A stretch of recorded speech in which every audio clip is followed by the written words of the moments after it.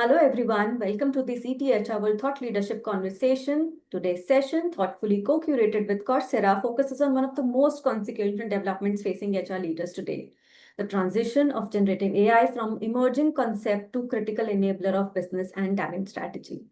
No longer limited to pilot projects or speculative discussions, GenAI is now actively reshaping how organizations attract talent, enhance employee experiences, and scale learning and decision making in real time. But with this transformation comes complexity, from ethical questions around AI fairness to the challenges of integrating intelligent systems without losing the human heart of HR. To help us unpack these themes, I am pleased to be joined by two distinguished leaders today who bring both vision and practical insights to the forum. Tina Vas, Chief Human Resources Officer at Sigility, and Arushee Aggarwal, Head of Coursera for Business in India. Tina, Arushee, thank you for joining us today. Thank you very much. Thank you. So let's dive in and start the conversation. Tina, let me just begin with you on how are you currently leveraging GenAI across functions like hiring, onboarding, or employee engagement? And if you could share specific instances where it has delivered clear value to you. See, at Sigility, we deal with large volumes. So we were fairly ahead of the curve, honestly, on automation, bots, AI. Those aspects were pretty well baked in. But when Gen AI arrived, as with many others, it was an aha moment because the possibilities were fairly transformative and mind-blowing. But this was followed by a level of confusion, where do we start? What do we do? Some experimentation, all of that, right? And I'll be honest to say we are still exploring it for the most part. But we've moved from playground mode to some impact, I can say that. And while I won't have too many concrete examples of success, I can maybe share a little bit of what's cooking or what's in the works. One great example is we use Workday as an organization.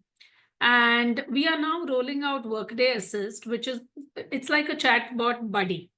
But here's where it gets interesting. I could be an employee in California and ask the bot something as specific as, I've lost a member of my family. I want to take up bereavement leave. What can I do?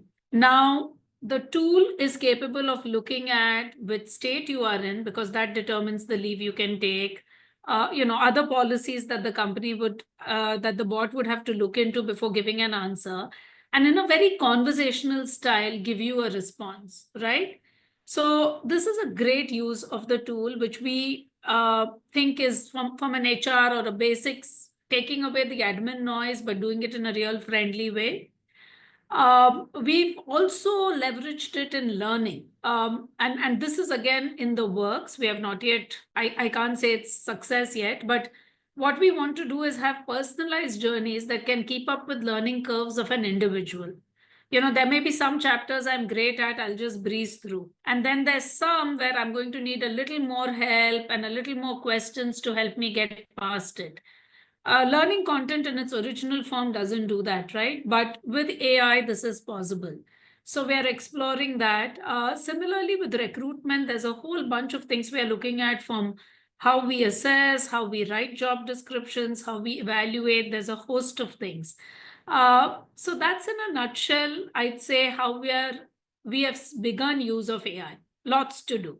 Sure, thanks, Tina. And this is a great starting point also for the conversation. So, Arushee, let's build on that. From your perspective, since you've been working with diverse organizations on talent and learning strategies, how are you seeing GenAI elevate the personalization of employee experience, and what implementation practices are providing most effective results? Yeah, absolutely. So I think, Gen AI has been the talk of the town for many months now, and a lot of people are saying that we're only 1% done.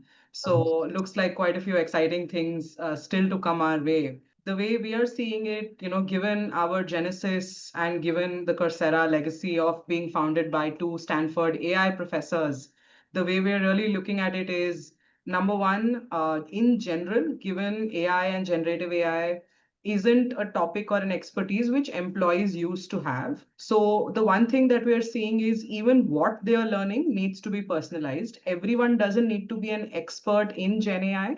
Some people need to use it for what we call as consumer roles, which is, now that their role and the tools will have a GenAI component, how can they use that effectively?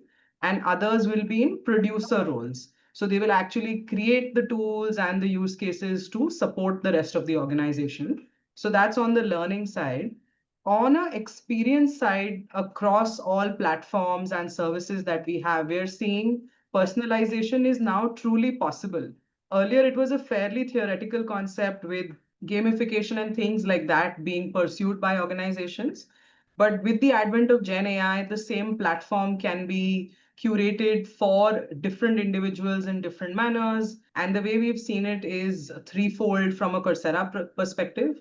Number one, any employee will not have the same level as their peer on a learning journey. So how do we personalize the learning journeys specific to their current needs as well as their expected role? So that's the first thing that we are seeing. Second, having high quality learning, asynchronous, but then GenAI is also being the live thought partner, almost like a mentor or a tutor, who is an intelligent counterpart that the employee or a learner can interact with. And third is from a personalization perspective, AI is also giving the power of language translation. So through machine learning, we've actually been able to translate 4,000 of our top courses in top 20 global and Indian languages.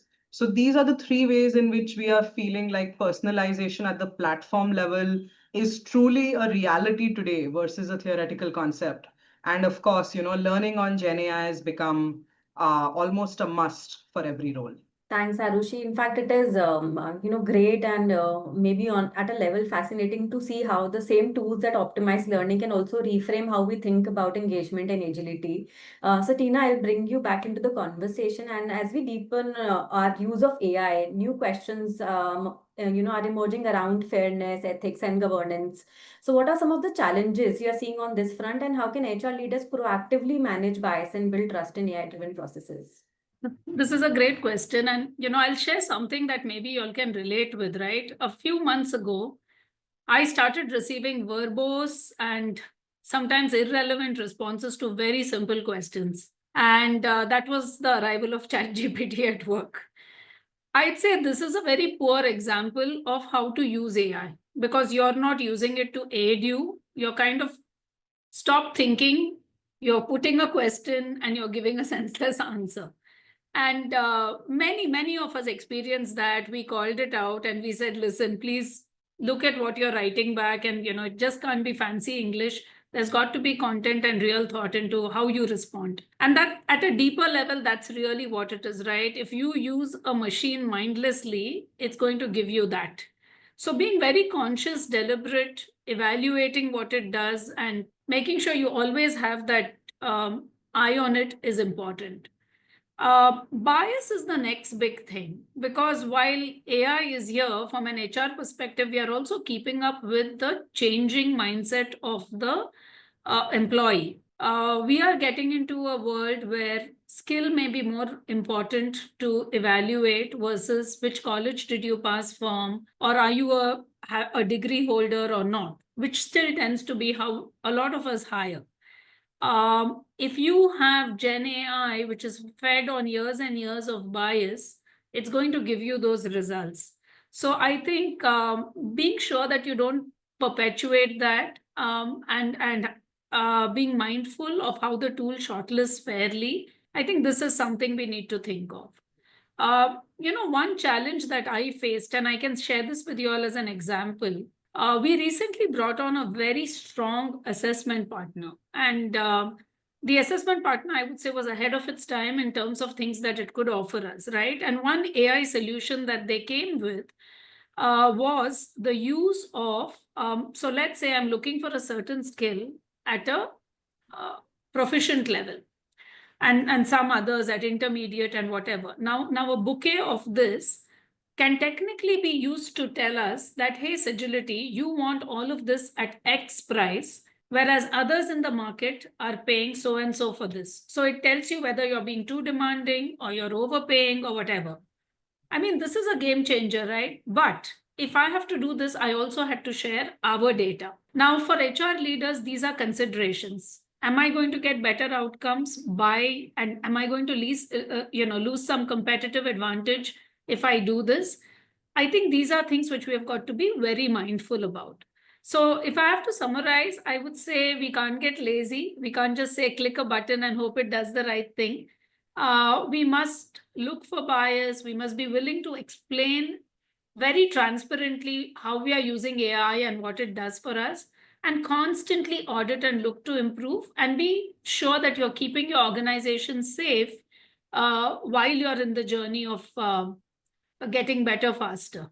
Yeah, thanks, Tina. You shared some great points here. While bias is obviously a gap area, in a digital transformation economy, trust is kind of becoming a very crucial currency also. So, Arushi, moving to you, the next question which I want to ask you is, looking forward over the next maybe 3 to 5 years, how do you see the role of GenAI evolving within HR?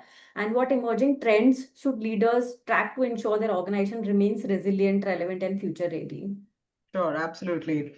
So, the way I see it and the way we have seen a lot of organizations looking to adopt it is the first and the most basic area that GenAI can support in is automation of the routine tasks. So, for example, there's a number of standard queries that a new joining employee or somebody who's at the organization might have. So, a lot of organizations have created their own AI-based, tutor or assistant to be able to interact and answer these versus people having to go through, large handbooks. So that's just an example of how some of the routine tasks can get automated. I think what Tina mentioned is very important from a bias perspective, because we want to make sure that the human touch is not lost with the advent of AI, because that is going to be the precious and the creative commodity. So I think the benefit is going to be that HR professionals and leaders will have more time to focus on this core and creative and unique area that only they can do and a machine can't do. So I think this is going to be the benefit on both sides. Along with this, using AI as an intelligent thought partner is where people are taking this to the next level, which is not just doing routine tasks, but actually being someone that you can sound ideas to, and you can actually have a creative discussion. So I think that's where we are seeing, the real unlock from a Gen AI perspective. And the best way to achieve this is by having, tools either through partners or created in-house, which can actually support in these areas. So lots of applications. I think the potential is going to be as per our imagination. What we can think of doing, we'll be able to do. It's us that we have as a constraining factor. So this brings us to the last part of our discussion. One final question to both of you. What are the most important steps HR leaders should take now to prepare their organizations for a future where GenAI is embedded in every aspect of workforce strategy? And part two of the question, how can they foster a culture that embraces ongoing innovation and learning at its core? So Tina, if you'd like to go ahead first. Thank you, Apeksha. So here I would say, see, HR leaders need to go from being tech tourists to actually understanding tech, to embracing it, and be architects of developing the future from an HR standpoint. So you've got to be demanding, and to do that, you've got to be knowledgeable of what's happening in the industry and how it can be leveraged. So I think every HR leader today needs to have a tech component, right? It starts with that. As organizations, something that we should do and we are doing is we have to start creating capability. We recently ran a session on AI tools and prompt engineering for all our HR leaders. And not just HR leaders, we ran that for others in the organization too, because as you have young workforce that comes in, they have a better understanding. I would say it's just inbuilt, right? But the more experienced professionals need to be coached. Being aware, mindful, and making those journeys possible is very important. Second, I would say innovation should be built into the rhythm of work. So you don't just wait for a very big thing to be developed 1 year later. Look for small enhancements, you look for process improvement, you see how tech can enhance that further, you celebrate the small wins, and you keep progressing that way. And I would say, right, from a tools and whatever is one part, I think there's a lot of mindset shift that still needs to occur. And that's the real unlock. you've got to look at AI as not taking jobs, but as, and even though this is often repeated now, this is probably the most commonly said statement in recent times, but I still sense fear as to, is it going to just, it will take it away if you sit on the, are a bystander, but if you learn how to embrace it and use it well, I think that's going to help a lot. I'll share a small example, if I may, about also being curious and open to give Gen AI a chance.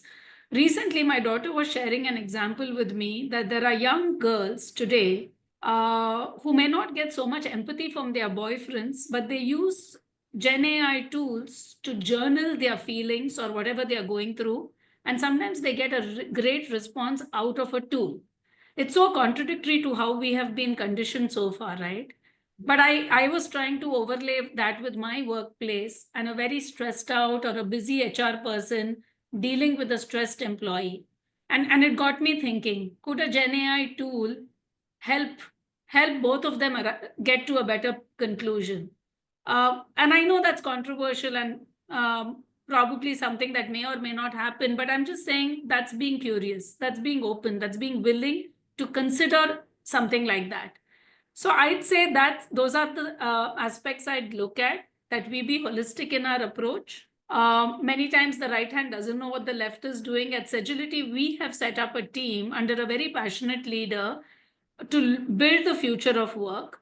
But while they are doing that, they're also being mindful about where are we today in our journey of automation and process? How are we going to bridge that gap? And how is the solution going to actually solve for the organization as a whole and not just in pockets? So being deliberate, I think, is very important if we have to succeed. Sure. Arushee, your insights.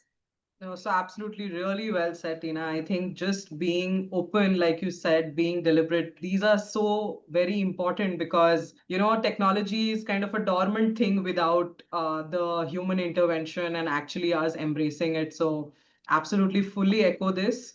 I think if I were to add from an organizational perspective, just making this aspirational to all the learners where they don't look at generative AI from a fear perspective, but from a perspective that this will truly help them. So, there was this very creative quote that I had seen where it said that Gen AI will not take my job, but someone who uses Gen AI is likely to take my job if I don't, right? So I think just having that healthy competition mindset in terms of what can be done will become quite important. Tina already covered on the tools, but beyond that, just the creative thinking of how to harness the power of AI, I think becomes quite important. So that's something that people should invest in. And I think just having that top-down organizational strategy also is quite important. Otherwise, people are not going to be able to really truly know what is in it for them. And they're going to continue to use it at a personal level, but not really in their day-to-day roles. So I think having that top-down strategy of how each function, how the entire organization can and will benefit will become quite important. So, this is something that can be a very positive area versus a fearful or a apprehensive area for employees. Sure. So with that, thank you, Tina and Arushee, for joining us today for this very compelling conversation. What we have heard today affirms that Gen AI is no longer a next, it is a now, but unlocking its potential requires thoughtful leadership, a commitment to ethics, and a culture ready to adapt. So to both of you, thank you so much for sharing your insights. And to all our viewers, thank you for watching. We hope this session has sparked not just ideas, but also a sense of responsibility and urgency around how we shape the future of learning and HR. So thank you once again and have a great day ahead. Thank you, Apeksha.